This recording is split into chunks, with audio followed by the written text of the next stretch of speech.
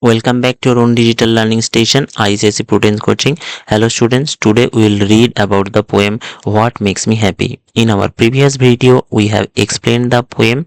You can go through the English or Hindi explanation for the same poem. This is available in our channel. Just check the playlist and go through it. Today we'll discuss about the summary of the poem. So let's understand the summary of this poem and prepare for your exam in a better way.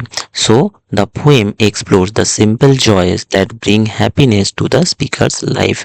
Here, the poet is talking about the simple joys which is very much able to bring happiness in anyone's life, and how this poet is relating to the happiness.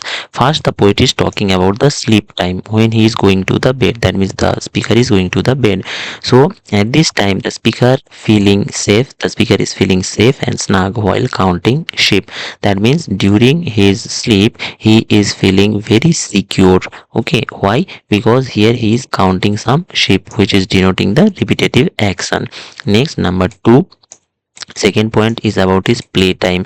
As you know that during his school break or after the school, he remains busy in playing. So he is enjoying here free time and playing like a carefree bee. Third is about his reading time. Whenever he wants to read some storybooks, he curls up with a book in a cozy nook, matlab in a comfortable corner of the house. Okay, next we'll read the fourth quality time that he would like to spend with his family time. So the speaker is spending some quality time with his loved ones, whether strolling or sharing treats. So in this way, within this four picturesque view, the poet is revealing the utmost joys as felt by the narrator in this poem, What Makes Me Happy. Now we'll learn about the most important point relating to this poem. See, the poem celebrates the happiness found in everyday moments, highlighting the importance of simplicity, freedom, and connection. That means within this line, we wish to say that the poet is creating a bonding in between the children and their family by relating to the simple life, simple living, and the freedom, which is very much important for a child, and thus the bonding between the family and the children is built here. The poem is a celebration of life's simple pleasure and the happiness they bring through its vivid imagery. Vivid means very clear imagery and clear similes. As you know, similes are related with as and like. So through the clever similes and consistent structure, the poet conveys a sense of contentment here, satisfaction. A sense of satisfaction is conveyed through the lines of this poem. Freedom and love for the family. Yes, in the fourth stanza it is very much prominent that the speaker remains very happy with his family. The speaker's emotions and experiences are relatable, making the poem a heartwarming and enjoyable read. That means throughout this summary, we would like to give you a message that spending quality time is very much important with the family, and thus we can feel the simple pleasures of the life and we can have the taste of freedom in one's life. Now we'll go to the next most important point, that is the figure of speeches. In our examinations, figure of speeches are asked. So first figure of speech used here as alliteration, and during the explanation also we have told you what is alliteration. Alliteration is the repetition of same initial consonant sounds, like in the line first stanza, you know, safe and snug, this is used. That's why it is the alliteration, and it is used here to create a soothing rhythm. Next figure of speech is here simile. What is a simile? Simile is a basically a comparison. This is a direct comparison using like or as.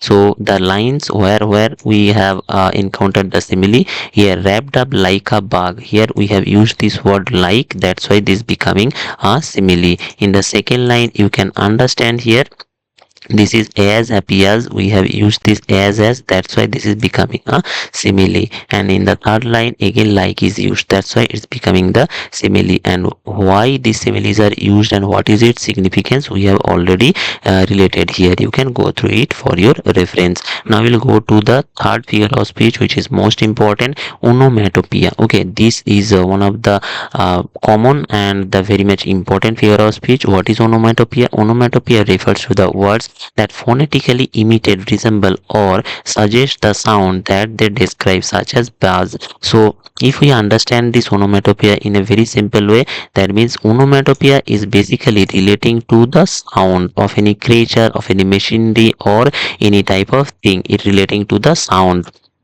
So here this buzz is the sound related by or made by these bees, so that's why this buzz is relating to the onomatopoeia. Now these are the explanation why bars cannot be directly called onomatopoeia, even though it's similar like the onomatopoeia, but it's not direct reference. For your understanding, you can go through this explanation. Now we'll move to the fourth figure of speech, that is imagery.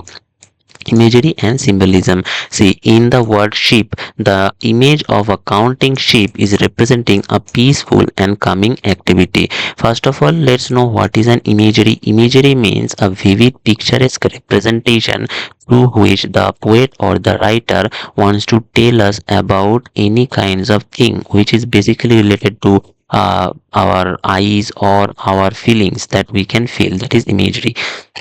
Now here the counting the sheep is representing the calming activity or the peaceful activity. Second line is about the bee. Bee is used here as a comparison, like in this case knee deep in flowers, it is symbolizing joy, freedom, and connection to the nature.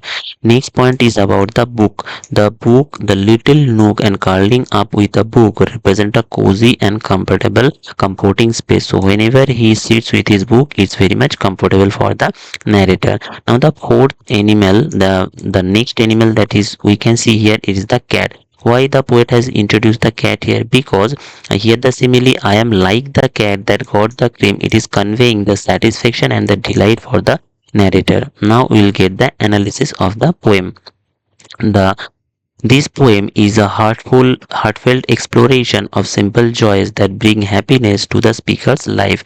Through vivid imagery, clever similes, and consistent structure, the poet reveals the speaker values and emotions and experiences. So this analysis is very much important, which relates to the simple pleasures and which are being exposed by the poet with the help of the imagery and similes, onomatopoeia, and the structural point.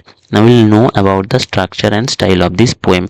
Here actually the poem consists of total 4 stanzas, as we have explained to you also, and each of these stanzas are describing a different scenario which is related to the happiness. That's why we told in our previous video that the tone of the poem is completely related to the happiness. The lines follow a consistent rhyme scheme and meter, creating a sense of musicality and flow. You know that sense of musicality is being revealed with that buzzing bee also. So the use of short sentences and the enjambment adds to the poet's sense of simplicity and spontaneity. Spontaneity means the complete flow of that entire rhythm.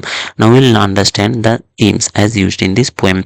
The first theme is about the simplicity. The poem highlights the joy found in the everyday moments, such as sleeping, playing, reading, spending time with the family. So these all are the simple thing, but is very much delicating. Next, number 2 is about the freedom. The next theme is freedom. The speaker reveals in the poem to play, explore, and enjoy life's simple pleasures. As you know that the speaker is here telling he would love to get the freedom as like that of the bees.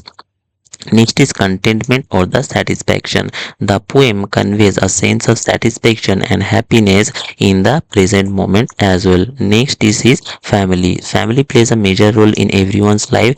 like that of the speaker's life also not separated from the family. Rather, he feels very much happy, and the speaker's love and appreciation for the family are completely evident in the final stanza or the fourth stanza. Thus, through this explanation, we have made it very much clear about the most important facts which will make you completely exam ready. And if you can memorize all these summaries and analysis of this poem, definitely you can write all the answers from this poem by yourself. So dear students, we have provided you the most important points relating to the poem, and in our next video we will discuss about the most important question answer and obviously the question answer of the exercise as well. So till then, keep watching and keep learning. Thanks for watching everyone. Goodbye dear students.